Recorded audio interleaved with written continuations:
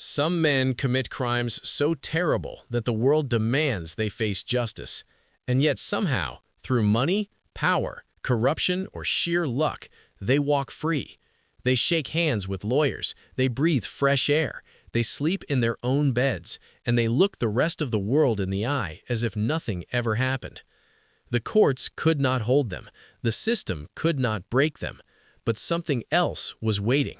Something older than any courtroom, something that does not accept bribes and does not grant appeals, and when it finally came for them, it came with a silence that no verdict could match.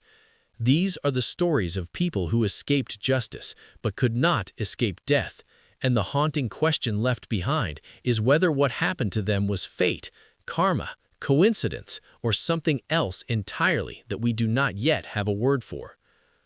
The story of Pablo Escobar is one that most people think they already know.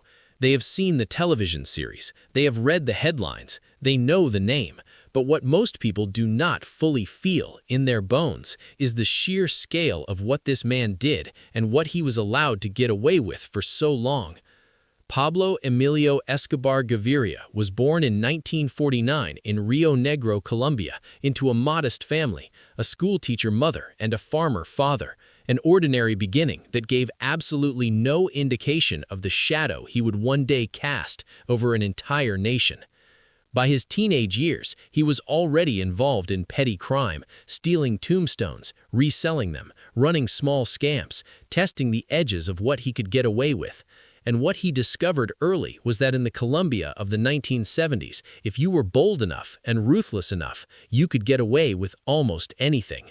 He began moving cocaine north into the United States, first in small quantities, then in larger ones, then in amounts so staggering that for a time his organization, the Medellin Cartel, was responsible for supplying roughly 80% of all cocaine consumed in the United States. He was not just a criminal, he was an empire. He built hospitals in poor neighborhoods, funded housing projects, sponsored football teams, and handed out money to people in slums who had never had anyone look out for them before. He was beloved by some and feared by all, and for years the Colombian government could not or would not bring him down fully. When he was finally arrested in 1976, he simply bribed his way out. When investigators built cases against him, witnesses disappeared. When judges refused to be bought, they were killed. He had a simple policy for anyone who stood in his way, a policy he called plata o plomo, silver or lead, meaning take my bribe or take my bullet. Hundreds of police officers, judges, journalists, politicians, and civilians died because of that policy. He blew a commercial aircraft out of the sky in 1989, killing 107 people, targeting a presidential candidate he believed was on the plane. He ordered the assassination of 3 Colombian presidential candidates. He declared open war on the Colombian state. And still he survived, still he negotiated, still he found ways to delay, deflect, and escape the full weight of what he had done. In 1991, facing possible extradition to the United States, he actually negotiated with the Colombian government to turn himself in on his own terms, to a prison he essentially designed himself, a facility his men called La Catedral, a luxurious compound in the mountains near Medellin, where he continued to run his cartel, host parties, and live in comfort while serving what was supposedly a prison sentence. The world looked at this and understood that Pablo Escobar was untouchable. And then came the night of December 2nd, 1993. After more than a year on the run following his escape from La Catedral, after hiding in safe houses across Medellin, while Colombian security forces and a vigilante group called Los Pepes hunted him relentlessly, after years of slipping away and disappearing into the city he thought he owned, Escobar made a phone call.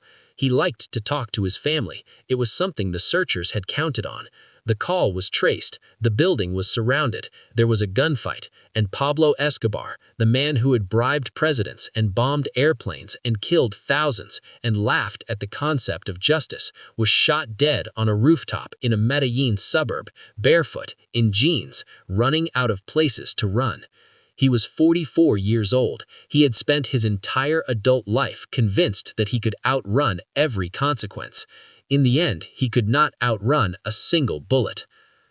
The name Augusto Pinochet does not carry the immediate cultural weight of Escobar in some parts of the world, but in Chile and among human rights scholars everywhere, it represents one of the most painful and unresolved chapters in 20th century history.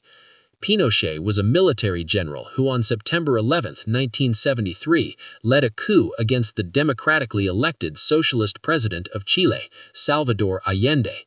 Allende died during the coup, officially by suicide, and Pinochet seized power, installing himself as the head of a military junta that would rule Chile with an iron fist for the next 17 years.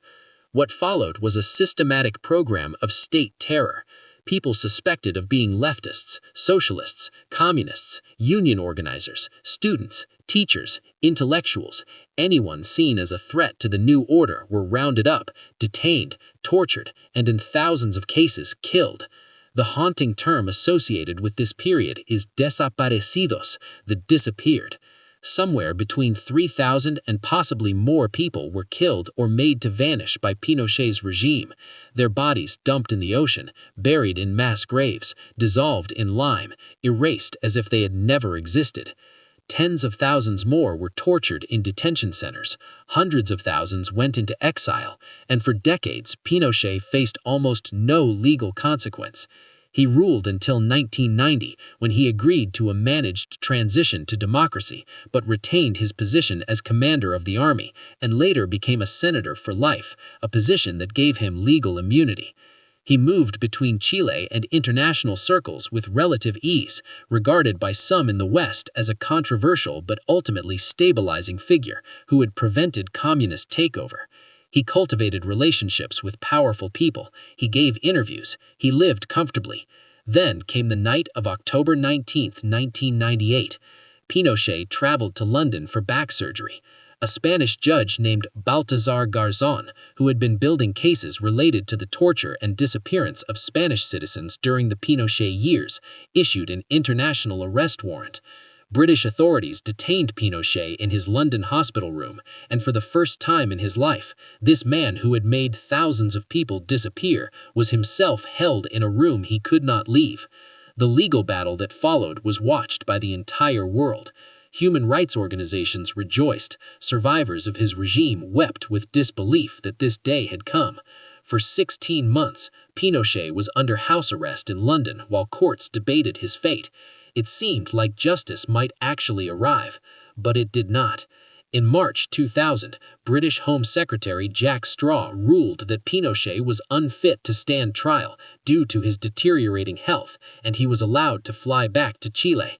He landed in Santiago and immediately, perhaps prematurely, stood up from his wheelchair in a moment that many saw as theatrical, a final act of defiance. Back in Chile, cases began to pile up. Stripped of his senatorial immunity, he faced over 300 criminal charges. He pleaded dementia, ill health, heart problems. The cases dragged on for years. He gave a television interview in 2003 that suggested he was far more mentally sharp than his lawyers claimed. The cases continued to drag. And then, on December 10, 2006, Augusto Pinochet died of heart failure at the age of 91 in a military hospital in Santiago. He had never been convicted of a single crime, not one.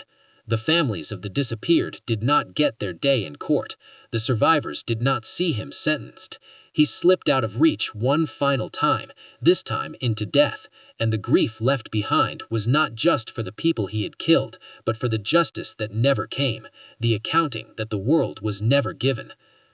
There are cases that do not belong to history books or to South American politics, cases closer to daily life, cases that remind us that injustice does not only live in the halls of power. The case of O.J. Simpson is perhaps the most culturally seared criminal trial in American history, a case so loaded with race, fame, money, and media spectacle that it split an entire country along fault lines that already existed and made them deeper. Orenthal James Simpson was once genuinely beloved, a Heisman winner, a record-breaking NFL running back, a television personality, a man whose smile sold rental cars and made audiences feel good. By the early 1990s, he was one of the most recognizable athletes in the world. On June 12, 1994, his ex-wife Nicole Brown Simpson and her friend Ron Goldman were found stabbed to death outside Nicole's Los Angeles home.